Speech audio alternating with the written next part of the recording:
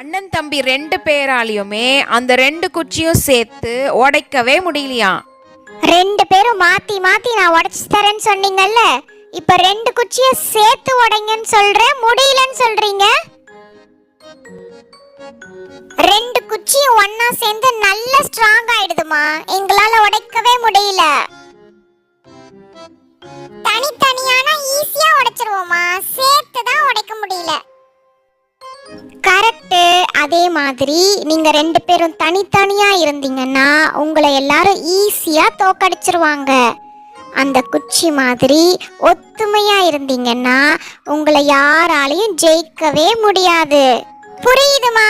இனிமே தம்பி என்ன கேட்டாலும் நான் ஷேர் பண்றேன்.